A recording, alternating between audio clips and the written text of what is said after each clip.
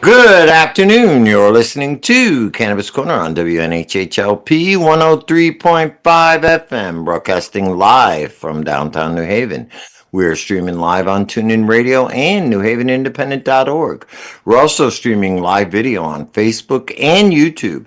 Just go to your Facebook page, look us up, or hit see first to see and hear all the great programs that we have here on WNHHLP. Just a reminder, Cannabis Corner is also streaming live on the Greenhaven Media Facebook page and YouTube page, and also procannabismedia.com. So make sure you go over there, check us out, like, share, and subscribe, and do all those great things. All right, it is Monday, March the 3rd, 2024. Welcome to 2025, my God. Welcome to Cannabis Corner. I'm your host, Joe LaChance, Joe the Weed Guy, and I am joined here, of course, by the one and only Farmer Lou, Uncle Lou. How are you today? Bro, just pulling through with the punches, brother. Making it, trying to make it all happen. I'm really excited about today's caller. Danny Danko's a living legend, and I've always, it's where I started my grow journey. So today's, I always love when we have him on. This is, I think, our second time we have him on. We've had him on, a couple times before. Right. And I always love meeting up with him and seeing him, and Yep. experiencing this journey, brother. So Yeah, a lot of people, I think, remember Danny from High Times when he used to work over there. And he had the yep, podcast and he did all the strain reviews and everything. And he wrote the book. So Danny, I think a lot of people can relate to like what you said. He helped them start their journey on growing, and that's why I just put him down as living legend because there's so yeah, many things he's done and he does in this industry. You can't really categorize anything. He's got so many things going on. And I wanted to bring yeah, him on. I think I'd like to bring Danny maybe to come down to Connecticut some of these times and maybe we could talk to him on the air about that.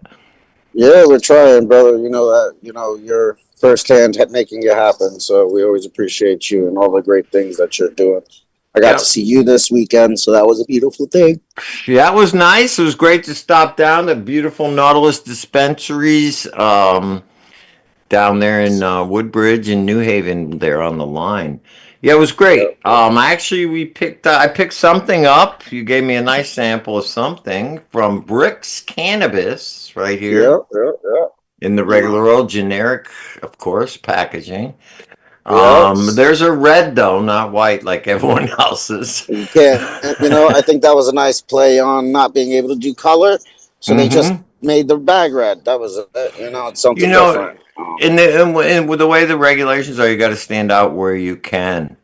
So this is Yeah. called Black Cherry, and it's an indica. It's There you go. 21% THCA, 1.2% CBG. So why don't we put this in the pipe here and let's see how it is. Yeah, as you go through that, it's cool. And it's just checking things Yeah, out. They got I they got a pretty good. When I went down to, we all got our introduction to them at the Expo Canna. You know what I mean? We got to go down to that. They did that. They had a nice little booth there. They had legendary cultivator at Genesis Chem Dog.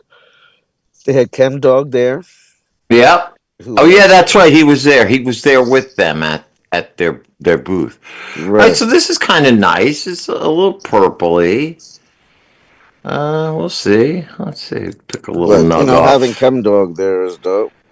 Yeah, that means at least he's affiliated. This is not bad looking. Let's take a little chunk of it. I got a pipe here from our good friend at Bearded Wood, Paul. Got a little nice wooden pipe here. We're gonna try out this Bricks Cannabis Black Cherry. It does look cherry-ish, I will Okay. say. Well, hopefully Not it bad smokes. smell either. I Let's You know give it a what? shot. I keep it honest about all of that. Yeah, we You might as well gotta do it. you gotta Sometimes it comes out a little dry. I'm not, you know what I mean. But I think that if you pick it up and then throw like a Bovita pack in before you even start to smoke them, it'll definitely bounce it right back. Not bad, Lou. You're right. It is a little Yeah, dry. yeah, The color is good. The density of the buds are good. yeah. And I believe that was harvested recently too. So there's a harvest It date, says and harvest date, well, October 2nd, oh, okay. So 2024. So it's we're about 4 months. 4 months out. So that means 4 months harvested. What is it? 2.5 weeks probably dried. And then testing, and then sent out to I us. think bricks You know. actually might cure their stuff. They are a Oh, smaller that's right. grower. They cure as well, so it takes time. No, it looks like that was actually cured. So yeah, it takes a little time. It doesn't say when it was cured. It wasn't packaged. This is true. Here we go. Harvest date was the second. Oh, they go through all the whole thing. Passed testing on the 27th of November. So There you here it go. is, over a month, 6 weeks Secure. from Okay. harvest to testing. And then it was packaged on the 4th of December. Okay. So it's not too bad. Yeah, but once again, it does come out a little dry. So put a Yep. Bovita pack in there. Yeah, when do you think them Cali packs were harvested, you know? I can tell you most of them are at least 2 years out. Right. So Um, let's be real. Unless you're growing it yourself or getting it from somebody you know. which we want you to know, you should grow some. You should. Yeah. Everybody should try to That's why grow their Danny own. Danko's coming on the show. That's right. Everybody should try to grow their own. So Yeah, I that's was why just we have looking. that person coming.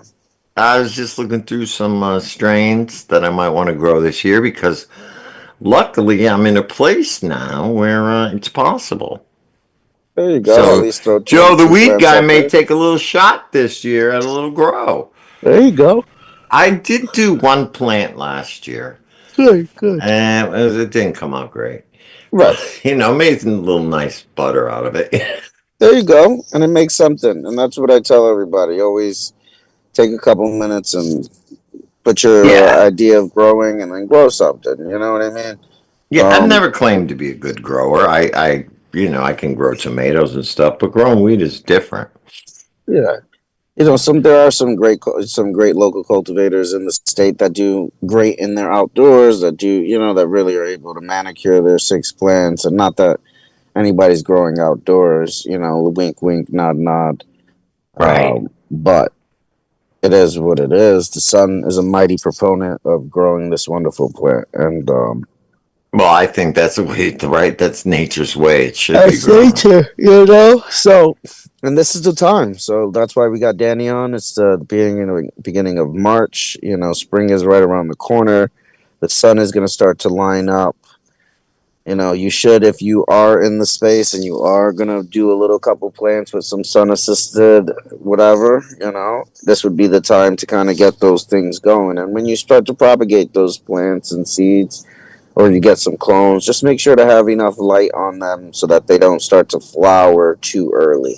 Too You early, know, right? And keep the light 24, right? They go 24/7 for a while when they're clones, right? well, when you're clones, I like to do 18 hours, 19 hours. So if you're using some light assist, so if say you're putting things on a window, I would make sure a light turns on maybe at 6 a.m. right above it.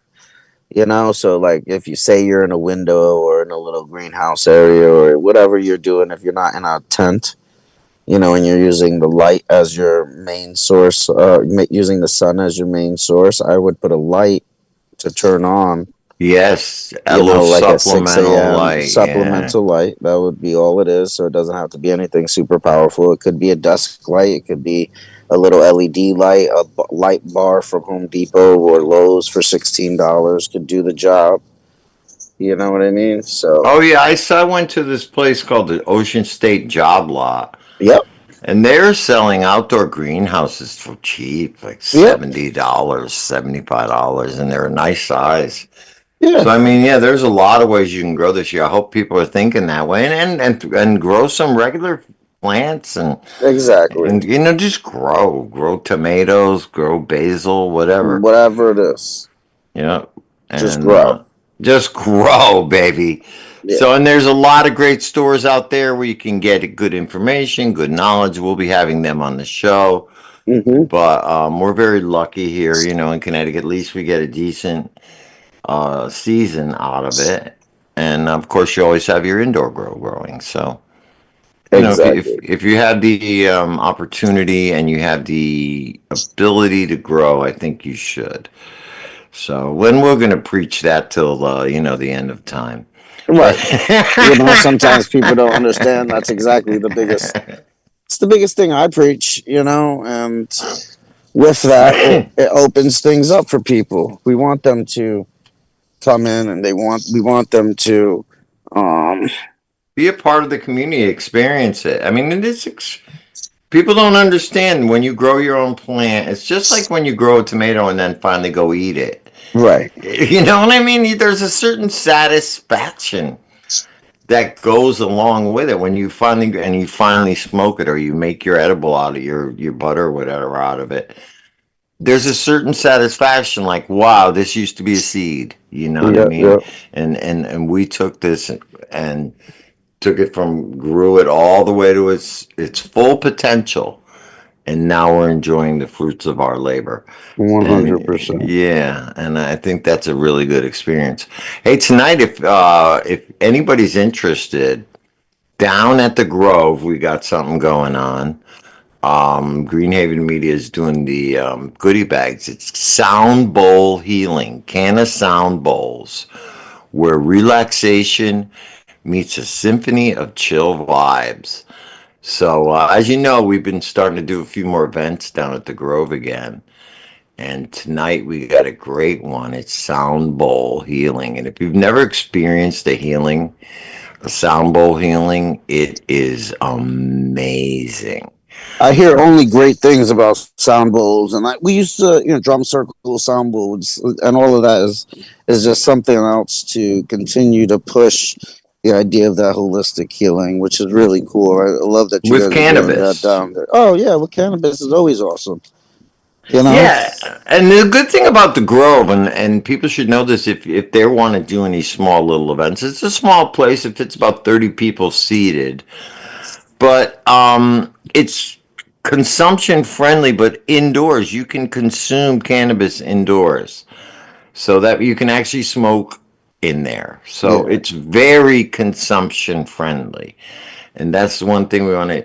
It's really nice when you can maybe medicate and then enjoy the cannibal meditate, the cannibal, the kind of sound bowl meditations.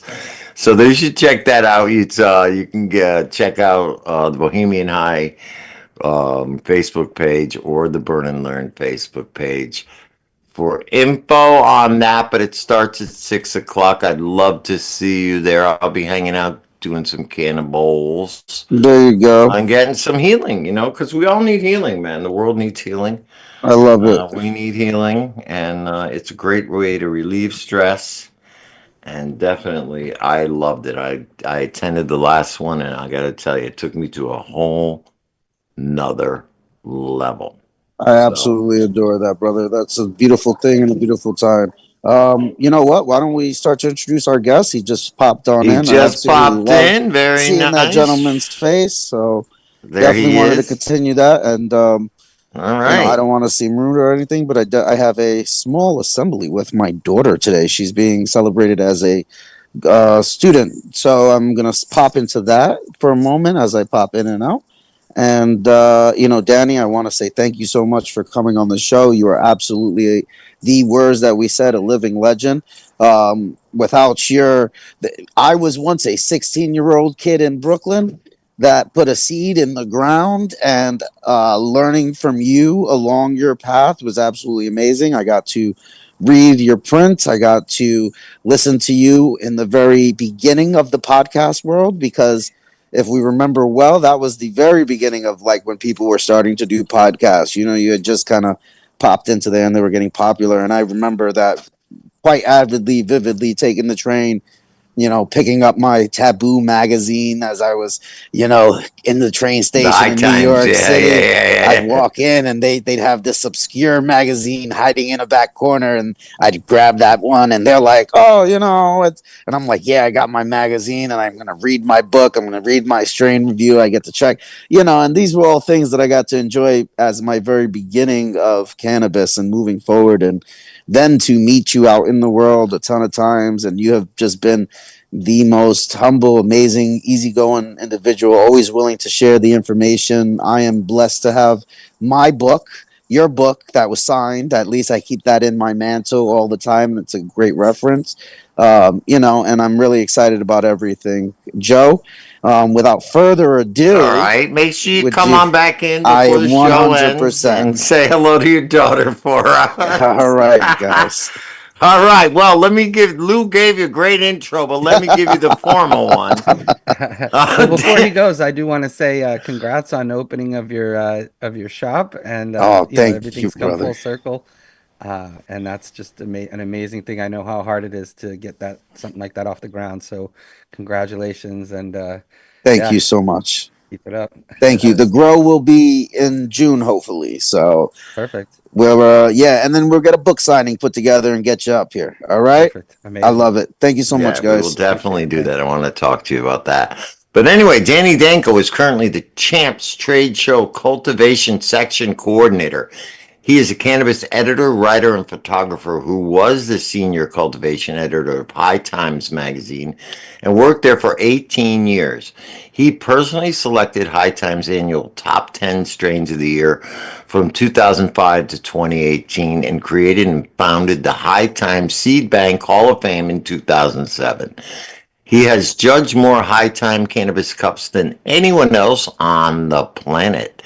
Danny is the author of the official High Times Field Guide to Marijuana Strains and Cannabis, a Beginner's Guide to Growing Marijuana. He hosted the podcast High Times Present Free Weed from Danny Danko from 2011 to 2018, and Danny was a senior editor of Northeast Leaf magazine from July 2020 to November 2023. And he currently hosts the podcast Grow Bud Yourself. So, welcome to the show, Danny. How are you today? Always a pleasure. Oh yeah, I'm great. Always good to be on the show. Thank you for the amazing intro. And yeah, I mean, spring is in the air. Now is the And time, now's the get out, time to have Danny Dan come on and talk about growing. planting seeds, Yeah, yeah. taking clones if that's what you're doing.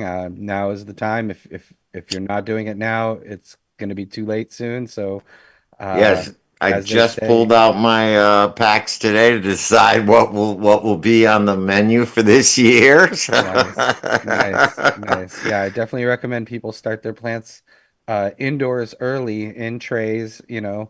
Get them even just under fluorescent lights is fine.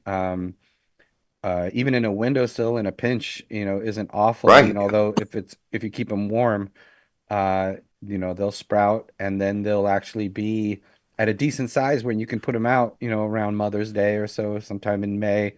Uh, and they'll already be at a decent size then, instead of starting seeds then, and then having right. Because then you're to, behind. You get a late harvest that way. yeah, you don't have that time to let the plants really vegetate and build branches and leaves and, all the foundation upon which your flowers are going to form.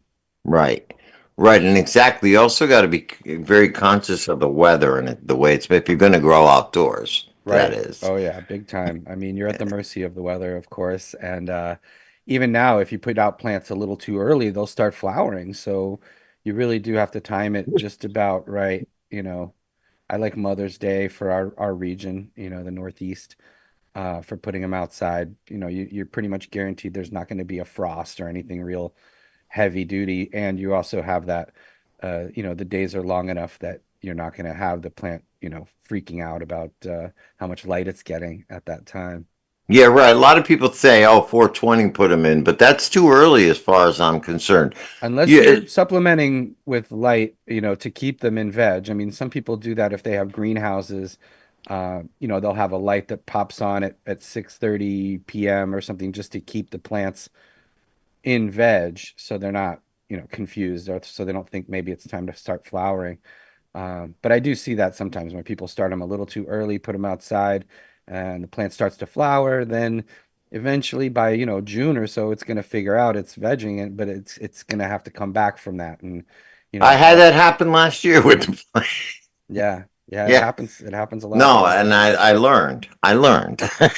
Even a But floodlight, any kind of light will interrupt that. So you just want to keep that dark cycle right. uh, at to a minimum. Right. So to your point, you can actually get started now. Sure. Now would be the time to get your little seedlings going, your clones or whatever you're going to be doing, get them going because for that time you can be ready. Yeah, I mean, people wonder how do they get those huge trees in Northern California, those like, 10, 12 footers. And the secret is, I mean, of course they have a great climate, they have great soil, but they also start those plants in the winter time, and they veg them out until they're 3 or 4 feet tall indoors before they even put them out in May or around then. So they give those plants a huge head start, and then they're able to spend the summer just building on that, and that's how you get those big 10 pounders, you know. Right. No, that I've seen those and now I get jealous, right? Like Yeah. who the hell could, but it's possible. I know there's a book out called like Five to a Light or something where you can get 5 pounds for on one light if you grow it in a certain specific way. And I think that's a lot of it is the techniques that you use for growing. I know there are many ways where you can something called mainlining, right? There are Hmm. and the green carpet they call it. What is it? Right. The screen of So green. The screen of green is one of the them for screen sure. of green. So there's a lot of different ways you can manipulate the plant to make one plant actually yield 5 times, 10 times more than it normally would if you just let it grow straight up and down out and let it go on its own. Oh yeah, absolutely. Um, is there any certain method like that that you use or that you would recommend for somebody, let's say, who does have a space constraint or whatever, who does want to maximize their yield? Because in Connecticut, we got low, 3 plants in veg and or flower and 3 plants in veg, so we have low plant limits. Hmm. What would you say would be the best method to get the most bang for your buck in the least amount of space? Is that Right. Well, mainlining worth it or it that's a great technique. The first thing I would say is you need to give the roots room, because if right? you're vegetating the plant longer, that you're going to have more room for the plants. So you're not going to be going with a 1 gallon container. You're going to want, I usually recommend at least a gallon per week of vegetative time. So if you're doing, a 4 week to 5 week veg time indoors, you could use a 5 gallon bucket. If you're going to do 2.5 month veg time, you're going to want a 10 gallon bucket. Right. And in that way, you're giving the roots room to spread out, and the plant itself is going to react like the roots do. It's going to branch out and grow, uh, basically commiserate to how much Right. A space lot of you have. people neglect that. Why aren't I getting big plants? And then, well, you never took it out of the 1 gallon. You never took it out of the Yeah. 1 gallon pot. Right? What Yeah, do you expect?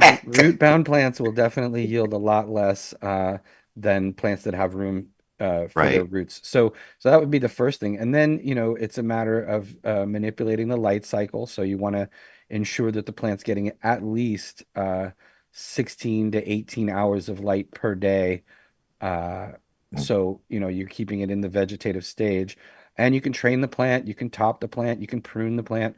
Um, that method you were talking about, the 5 plants per light, that uses a lot of defoliation as well, strategic Oh. defoliation. Oh So, yeah, the lollipop, the whole right, there's thing. a Right, certain right. couple of There's times. so many. Hmm. Yeah, and plants rebound very quickly from that kind of activity if it's focused activity. And so there's a lot of techniques to boosting what you get out of each plant. And again, with the plant limits the way they are, uh, the limit is on the amount of plants, but not the size of the plant. So Right. you can grow bigger plants. You just need So the more longer space veg you have, time. the better off you are.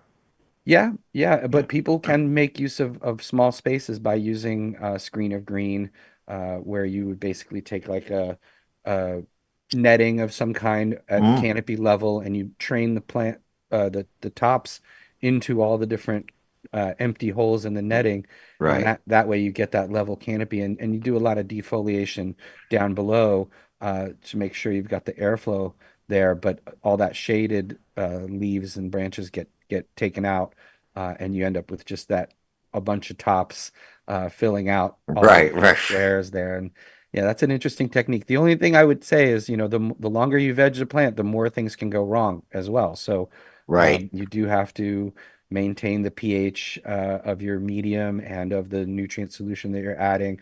You want to make sure you're not overfeeding or underfeeding the plants. There's a lot of maintenance that goes on, but you do get much larger yields per plant when you do extend that vegetative time. And I Right. would say you want to cease any kind of pruning or any of those techniques basically about a week or two before you start the flowering process. And at that point, just let the tops be flowers and don't mess with them too much after you've begun the flowering process. Ah, see that already just in my mind. That looks great. Yeah.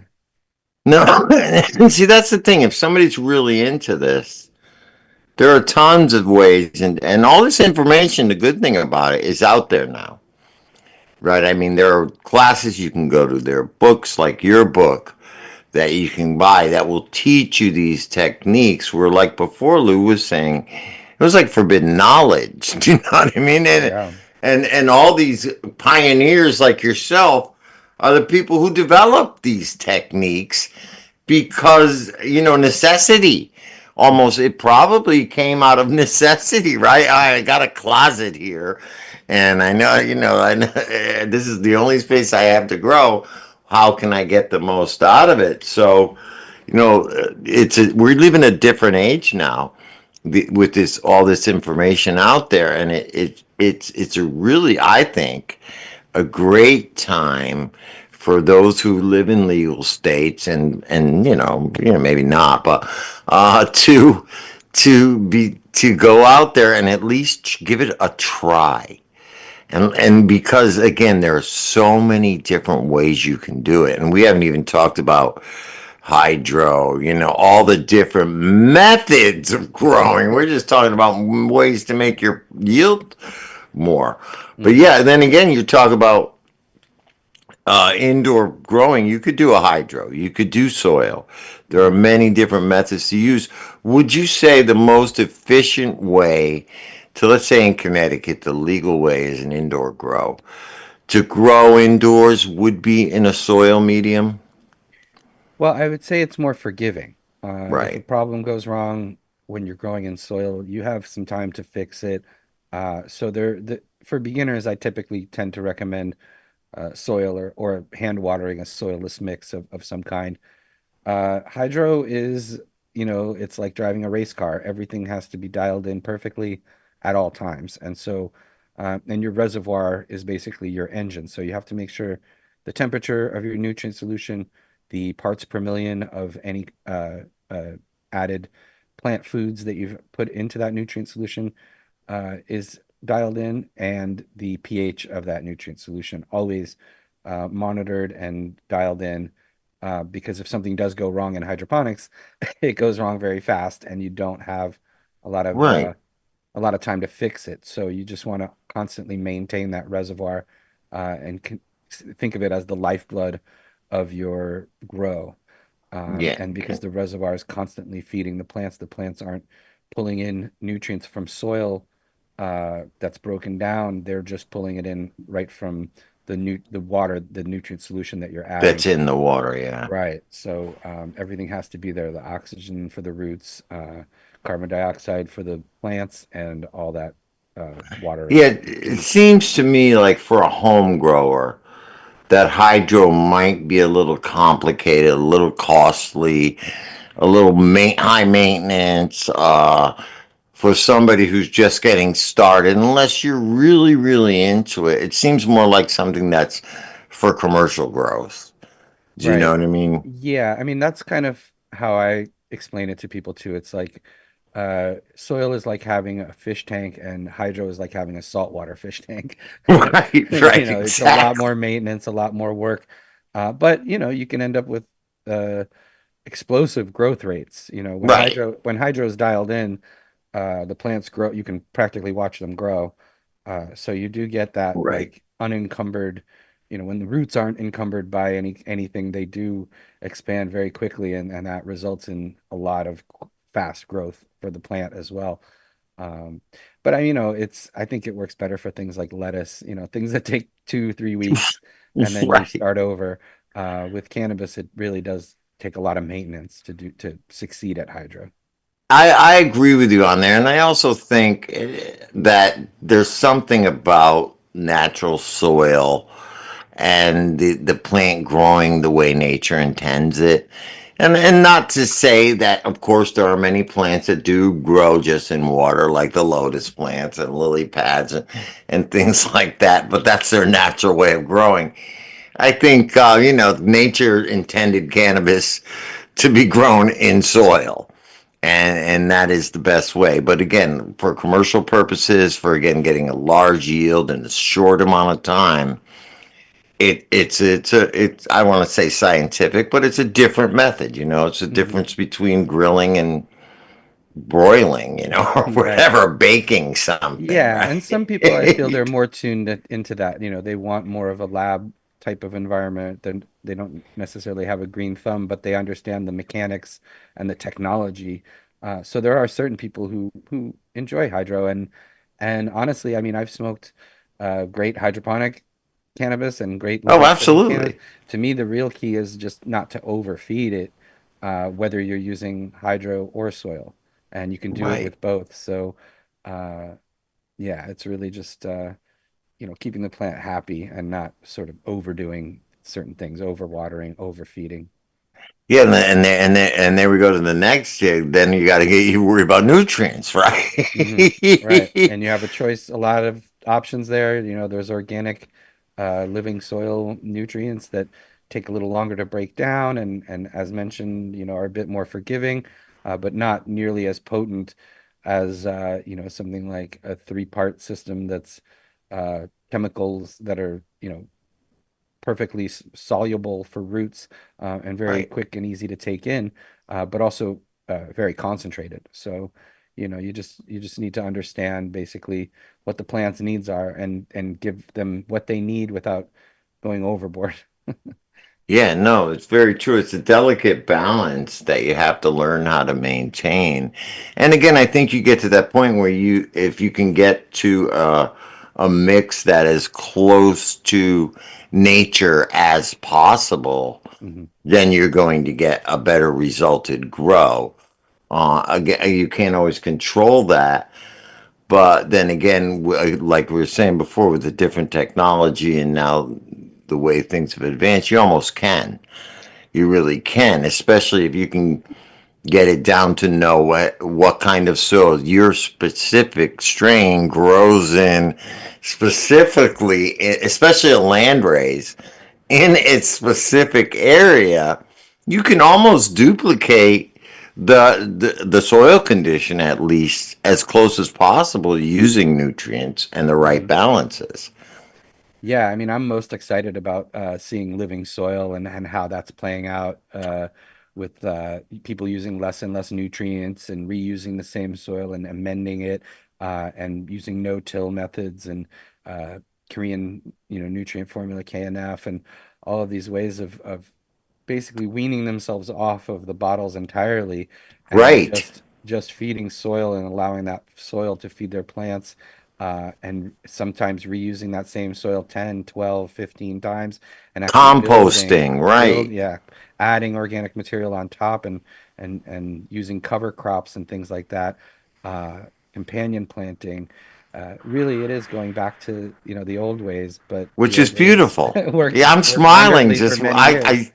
like the Native Americans used to do it. They knew how the different crops grew together, what plants grew well with others, and they were growing cannabis along with Yeah, I mean, that. people think of factory farming like it's been going on forever, but it's really only since just after World War II that we really started factory farming the way we do. And before that, everything was organic by by default, basically, Right. until they had to figure out a use for some of these.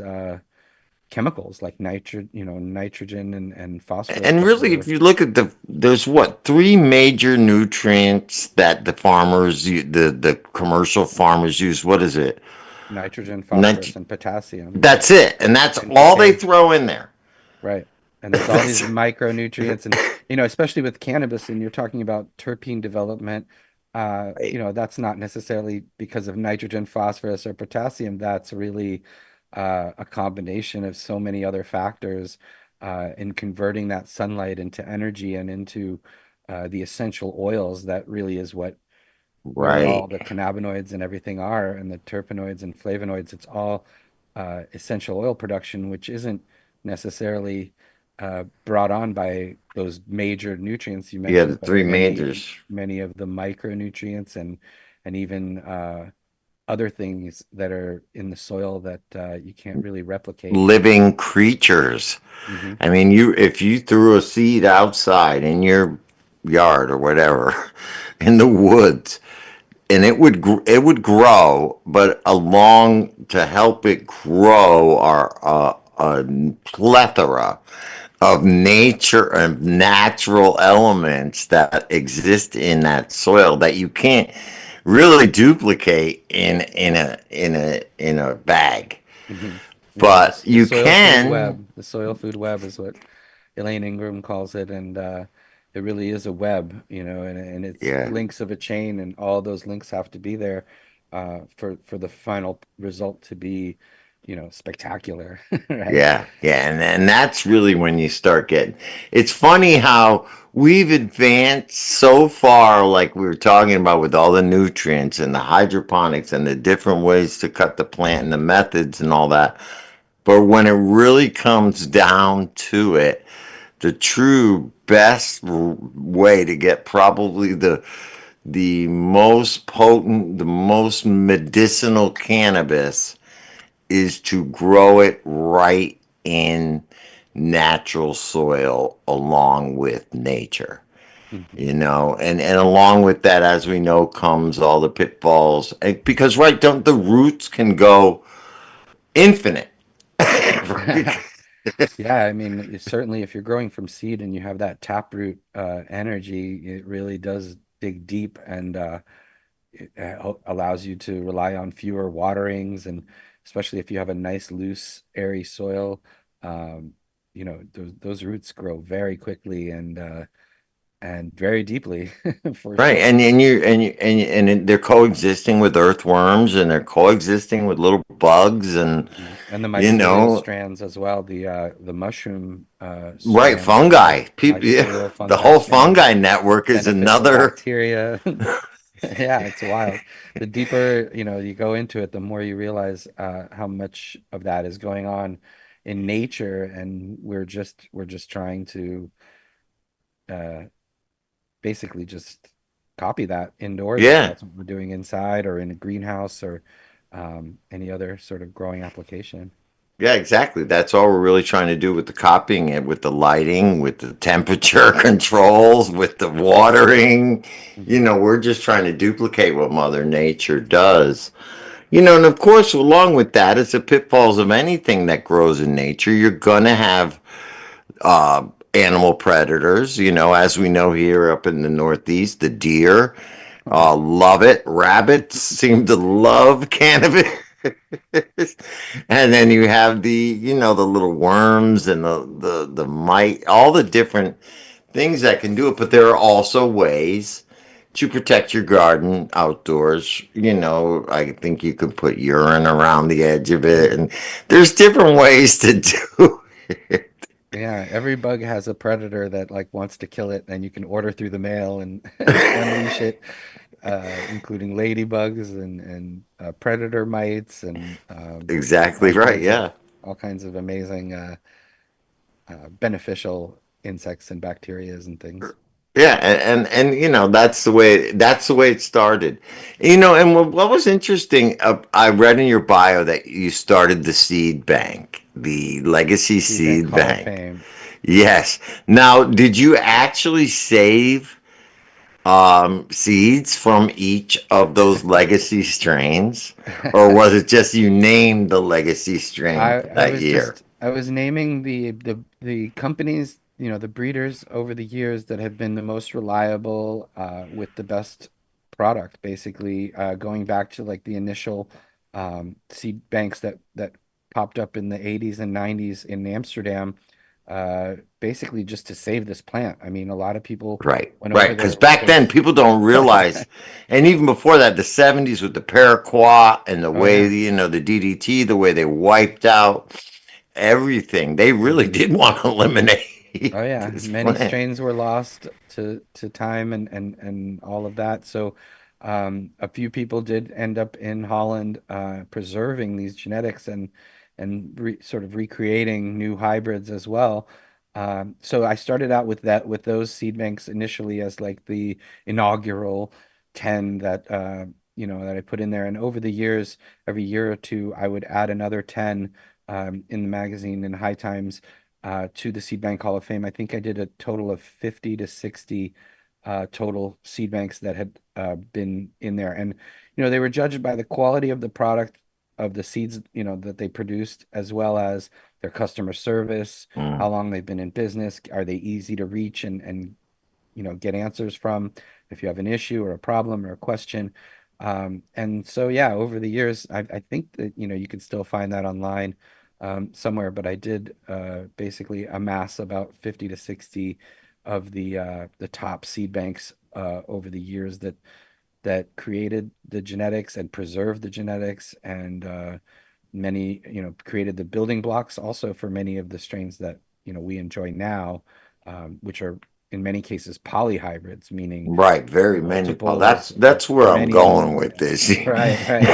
So We're now talking you've about got, going back to our roots. now you've got four-way crosses and eight-way crosses if you Yes, and then it becomes more about finding the right phenotype, or genotype, or even chemotype, whatever it is that you're looking for. Then it becomes about digging through those packs and pheno hunting, finding the variety, the actual pheno of that variety that's best for you, and keeping mother plants of that and taking cuttings, and right. you know and that's the way to maintain sort of consistency and be growing actually the same thing, because even in a 10 pack of seeds, you're going to have A somewhat of a variety. Yeah, just variety. learning about the pheno hunt and the difference. A gentleman, I was at an expo type of deal, and he was showing me, here's a seed pack. These are 5 different seeds. Here's what came out of each one, and every one, even though they're the same strain, came out of the same pack. Everything that he grew from each different seed was different. Right, Was even though it was the same seed, came from the same pack, grown in the same conditions, each one came out different. And I'm learning that now. right. It's Well, very interesting, like how each seed has its own personality, yeah. Oh yeah. like a Yeah, baby right. almost. And you look at this, it's the same with humans and animals and everything else. It's, brothers and sisters can be very different from each other, even though they're coming from the same gene pool. And it's the same with cannabis. And, you can stabilize strains and sell, um, you know, more stable genetics that will act similarly, but never is it going to be exact. I mean, that's just Right, not how genetics works. But those F1 hybrids, the first filial crosses between two very different strains, that's where you find something new, which is right, exciting, right, which a new flavor, a new terpene profile that hasn't been seen before. That's how right. those are found. So it is important to keep popping seeds and looking for those brand new varieties to that change the Yeah, world. exactly. Right. And I think we've gotten away from that. And I think the way to do that is may start off from the beginning again. That was where I was going with this. Do those seed banks still exist? And are there people who actually do curate seeds, let's say? And I think it's wishful thinking to go back to the '70s, but do people cure some of these original land raised strains, like the original lamb's breath, let's say, that I used to smoke in 1979? The original Acapulco Gold, the original, that with the strains we thought we lost, Right. Panama Red. And even, some of the Jamaican, the original Jamaican stuff that Bob Marley was smoking. is Are there people out there, are there places that if somebody wanted to, say, grow an original land race or start with one and maybe create new, different, what do they call it, crossbreeds out of it, are there places to get them now, or are they very hard to find?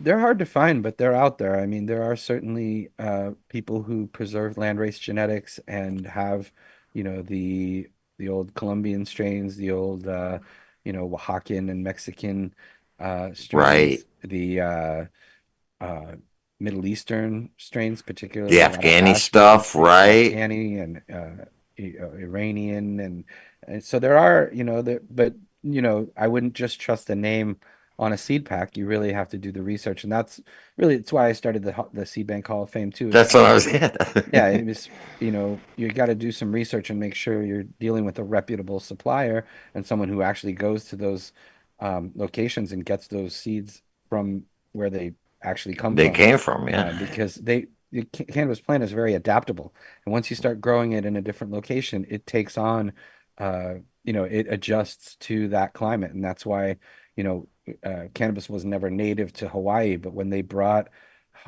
cannabis to Hawaii, it became phenomenal cannabis because it Right. adapted to the Hawaiian climate of, lava, soil, and beautiful sunshine and rain once a day that just comes right through. And so it's like a perfect climate, and the plant adjusts to that. And if you The take it to original the Maui top of Wowie, man, there was nothing like it. right, electric, very electric, Right, and the color of it. that's, Oh, that's a plant that's adapted to its location. So you can take a land race and move it to a different place, and it'll adapt over time and evolve into something completely different. So that's important for people to know too. I mean, there's nature and there's nurture, and both things play a major factor in genetics as far as over time. right, right. And How again, a we plant talk about grows. the technology now. If you wanted to, really, you could design a grow room that would almost match the weather conditions of that tropical area. And if you really wanted to get deep, you could create a soil mix that duplicated the. If you really wanted to take soil right from that area, and that Right. duplicated the conditions, you could really actually grow some of these really old school original strains as if they were, they had been thrown out by Johnny Appleseed or whatever out there, and just grew on their own. Yeah. Yeah, I mean, and the important thing is just like I said, just keep popping seeds, even if you don't have access to landrace genetics. There's a lot of great Yeah, there seed are. banks out there and great possibilities, and especially if you're trying to start your own brand or your own variety of whatever, just you know, look for stability, look for resistance to mold and pests and things like that, as well as just whatever flavor and terpene profile you're looking Right, for. right. Because wherever Because you're living, you have to grow. You have to grow what's going to grow best, especially if you're growing outdoors in your condition of Mhm. where you live. Something that grows well here isn't going to grow well in Florida. I learned that when I moved to Puerto Rico. I thought I was going to grow in Puerto Rico, right? And I threw some plants outdoors. I just put some seeds and some plants, and I forgot that it's a 12 and 12 hour light all the time. It Right. never changes. So Yeah. I had these little plants this big that were budding already. Right. If you get close to the equator, you don't have those shifts in photo period that we get further north or south. But Right, and yeah, that's something you have to count for In Colombia and places like that, yeah, they use artificial light to to supplement, right? They do extend that the in Puerto vegetative Rico too. stage, so they get bigger plants that way. But if you leave them to their own devices, they're just going to be little popsicle stick flowers, you know. And eventually, Um, like you say, I think they adapt. Whatever those mhm. strains are that are grown outdoors naturally, they adapt just like in Jamaica. They have the same light cycle. They adapt and they will grow. They grow wild like a weed. That's why it's called weed, and it's good. It's potent, but that's something that's really hard to duplicate without just letting nature do it and leaving it alone, you know? Yeah, yeah, absolutely. That's one of the things I'm, doing with Champs trade shows now is, Yeah, I wanted to get into that. What tell us we're a little bringing bit in about that seed now that people. we're Right. So they brought me in because there's a lot of crossover now with cultivation equipment and seeds and lighting and nutrients and things with the smoke shops and the head shops that they've typically over the last 25 years been servicing, mostly the smoke shop industry. But now those smoke shops, especially in legal states, are selling grow equipment and seeds and grow tents and things. So uh, it's also important for me and the seed breeders and the seed banks to educate those buyers and the retailers as to what they're selling because you have regular seeds, you have feminized seeds, Yep. you've got auto flowering seeds, Yeah. you've got auto flowering feminized seeds, so there's all these different things, and they should also understand what the differences and the nuances are between those different And types knowing of seed. when they grow that when a plant is going to be different between a male or female, make sure you know you got to separate them right away, right? When you're using just straight up seeds. Right, right. And the hydro stores know this, but the smoke shop people are just they're catching up and they're Even the learning more. garden stores, I've noticed, like the regular garden stores, like Van Wilgren's or whatever, are starting to get into more of indoor cultivation. Oh yeah. And these people need to learn that stuff. I'm sure at the trade shows you get a lot of home gardeners who've never grown cannabis before, right? Yeah, absolutely. And yeah, and like I said, there's a lot of crossover now. There's these shops, Yeah, I've whatever been they're noticing buying, that. they're selling whatever their customers are buying. So they're realizing that they have customers interested in home growing and growing their own, and they're selling them seeds and grow equipment now. So it's great. It's our next show is in Atlantic City in May. Then we've got Chicago in June. Then we've got our big summer Vegas Now, these are show. champs. Champs trade shows, yeah. And if people want to find out more info, they can go to champstradeshows.com with an S. We've got all our shows lined up there, and it's a B2B show, so it's business to business. Business, Yeah, right. so it's just we have vendors, exhibitors basically that are vendors that are selling their products, and then we have buyers that are coming in from stores, shops, online stores, grow stores, smoke shops, head shops, um, everything. There's a glass games that goes on with glass blowers. Oh, and the There's closest one to money. here is Atlantic City?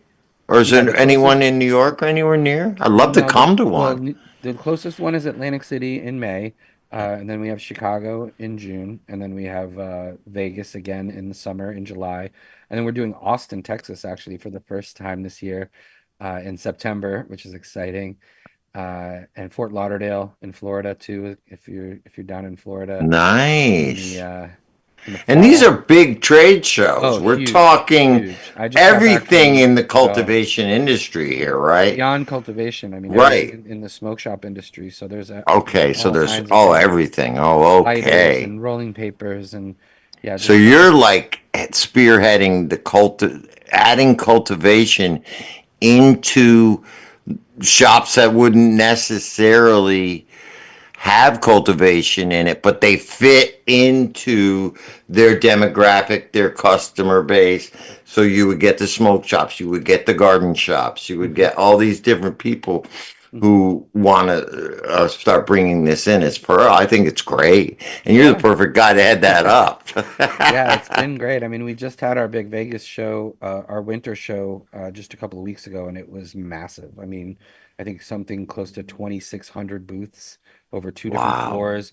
We had a skate park in there with the half Oh pipe and a whole wow! street section for professional skateboarders there, like Danny Way and Stevie Williams and a bunch of pros riding inside the show, for people as entertainment. We've got the Stizzy Lounge where people can play pool and get drinks and snacks How and cool! I things. bet Atlantic City will be similar. Yeah, yeah, it's They'll a do smaller cool show than stuff like Vegas, but that. it's still Yeah, pretty big, and it's very yeah, much because a lot of business happening on the trade show floor because it's a B2B show. Everyone there is there to do business. So and grow shops can go buyers are obviously buying. too. Oh yeah, Yeah, grow shop.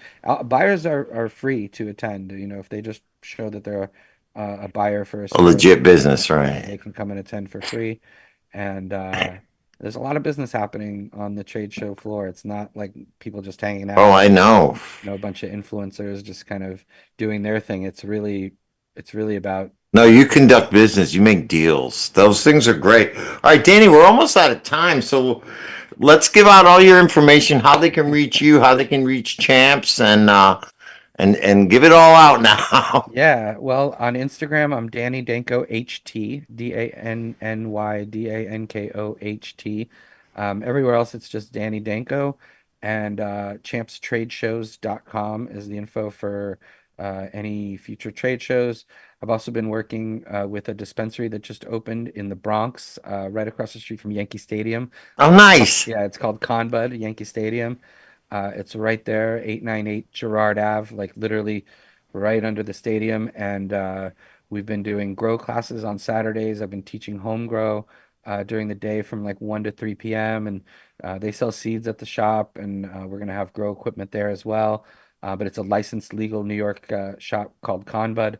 And if you're in In town to New see the York, Yankee, come if you're on in down at the town to see the Yankee Yankees, Stadium. New York Yeah. City Football Club also plays at Yankee Stadium. So if you're there for soccer or baseball, stop by. We've got pre-rolls, we've got gummies, we've got flour, we've got a little bit of everything, and Yeah, the New York market is a whole different you story. can legally buy a pre-roll in our shop, walk outside, light it up, cross the street to go to the game, and walk right into the Yankee That's building right. with a With a nice lit pre-roll.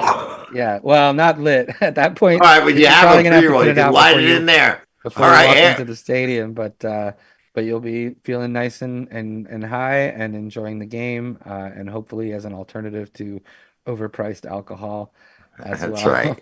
That's right. All right, Danny, my producers give me the sign that I got to say goodbye. It has been a pleasure conversing with you. We want to get you up here for a book signing soon. I know we'll talk Awesome. about that. See you up here at the dispensary. Thank you so much. That's Danny Danko HT on Instagram. Follow him. Always a pleasure to have the living legend on the show. Thank you so much, Danny. We will see you next time. We'll get you up here soon. Thank you, thank you. I'll be in Spannabis also next 2 weeks from now. So anyone that's going to Spain, let's link. All right, that's right. Come see Danny in Spain or in the Bronx. All Yep. right, we'll talk to you soon, Danny. Thanks a Yep. lot. All right, that's it for today. Thank you. Like, share, subscribe. At Joe the Weed Guy, at Greenhaven Media. Uncle Lou is obviously not back yet, but he says stay happy, healthy, and high. And come visit him at Nautilus Botanicals on the New Haven Woodbridge line, right off exit 59 on the Parkway. We love you guys. We'll